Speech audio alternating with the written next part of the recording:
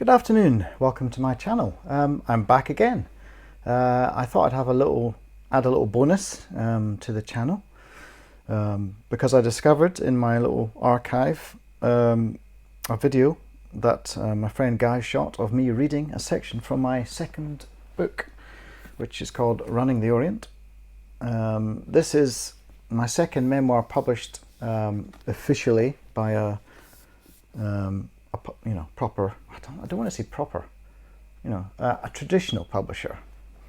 So this is the story of my 2018 run from Paris to Istanbul, supported by my then partner, long suffering, I should add.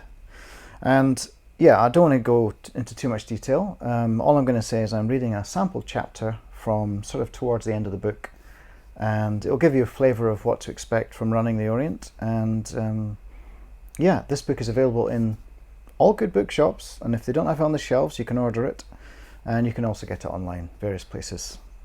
So yeah, without further ado, here is my extract from Running the Orient.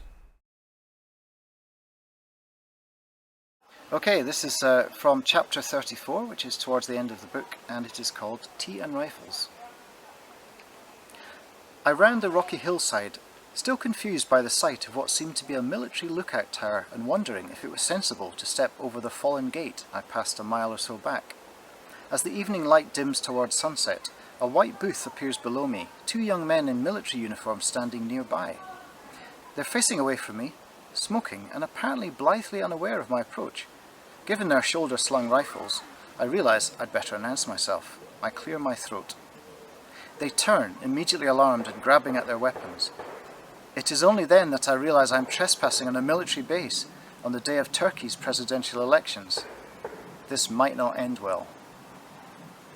To understand my fears, we have to rewind to the beginning of that remarkable day when, leaving Balaban, I am reminded of the political situation in Turkey by the visage of the current president, Recep Tayyip Erdogan, printed on a sheet and proudly displayed from a well-to-do home on the outskirts of town.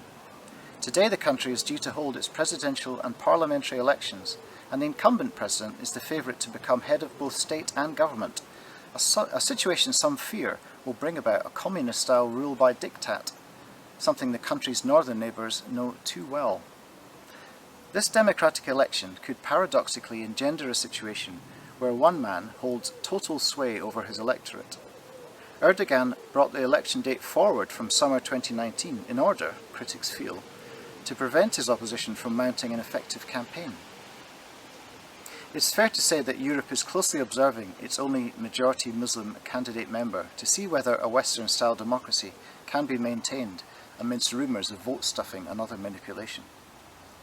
Ignorant as I am of the true situation as I run through the villages on 26th of June, I know only that an election is happening soon.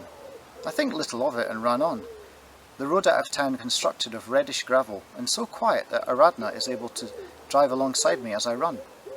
It makes a nice change to have her company, and only once does she have to pull in behind me to allow a logging truck to sidle by.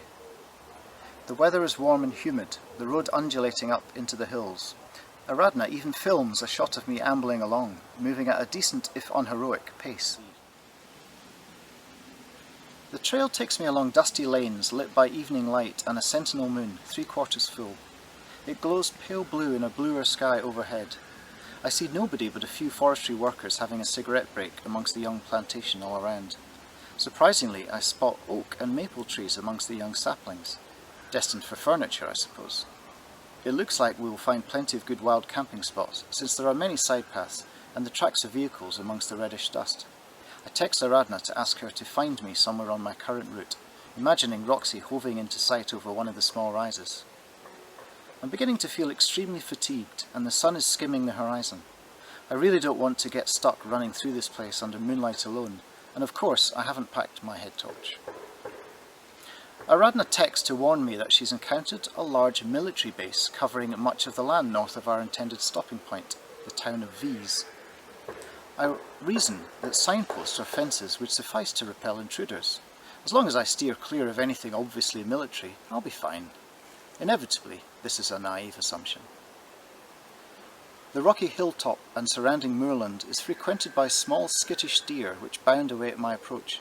These animals distract me from further clues to where I am heading, including spent bullet cartridges and curls of barbed wire. There are a couple of warning signs on the plantation side of the hill, in Turkish, which I guess have something to do with trespassing in the forest.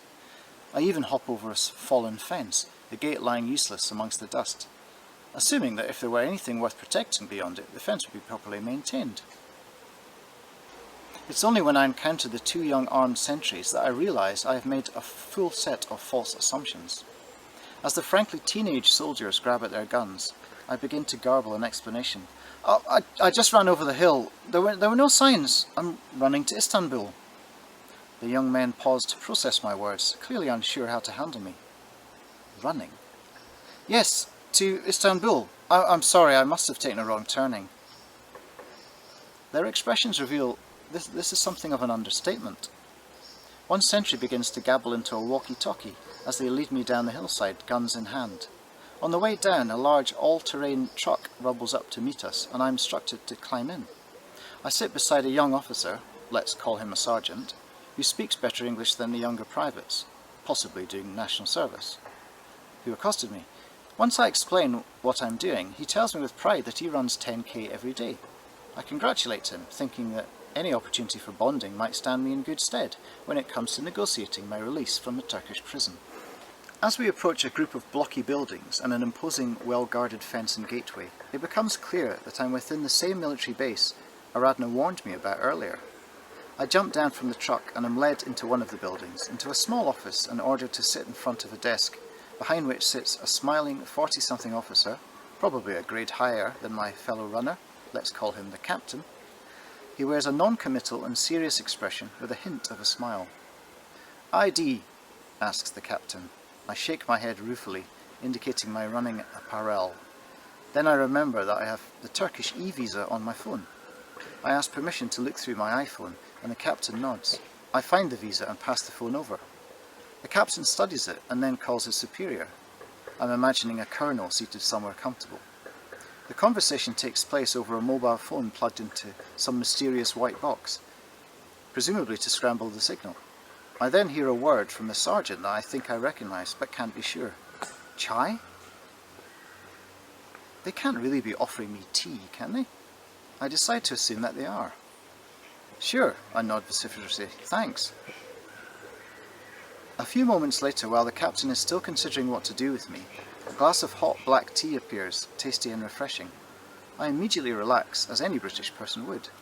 If they're offering me tea, surely they can't have any evil intentions. Then my fellow runner passes me his phone. He's used Google Translate to render a phrase into English. It will be okay. Once more I relax. I type my own phrase, asking permission to tell Aradna where I am. The officers nod agreement, and I have the following exchange with my girlfriend. I'm with some soldiers. They're being nice to me, but I may be a while. I turn my attention back to the captain and don't see Aradna's reply. Ah. Are you being escorted? Are you okay? Meanwhile, I decline a second cup of tea after the captain finishes his and requests more. The sergeant shows me another message, generated on his phone. Erdogan won! He laughs heartily. In that moment, I remember that the election is being held today and that there might be some controversy over the fairness of the result. Is this officer pro-Erdogan? Is he being ironic, suggesting that the result is far from a surprise? I try to hedge my bets with my response, offering a small laugh and then a half shrug as if to say, of course he did. Who knows what political allegiances these men have? I've seen the film Midnight Express many years ago and want more than anything to avoid ending up in a Turkish prison. The captain hangs up from his lengthy chat with the putative colonel. He nods and says something to his sergeant, who turns to me. You can go. Immense relief floods me. I ask if I can phone Aradna for a pickup, and they agree, highly amused, as they lead me out of the fortified entrance, as Roxy draws up and Aradna jumps out wide-eyed. I bid a fond farewell to the running sergeant and his sentries. I climb into Roxy and feel just a little on edge as Aradna backs the van out of the narrow concrete channel in which she'd been directed to park. We drive swiftly away from the scene of my trespass, past glimpses of street parties and other festivals. Erdogan supporters are highly visible in V's, at least, and are celebrating democracy, dealing them a winning hand. I am just glad not to be squatting in a dark hole somewhere, begging for my freedom. Freedom is something seldom appreciated until it is threatened.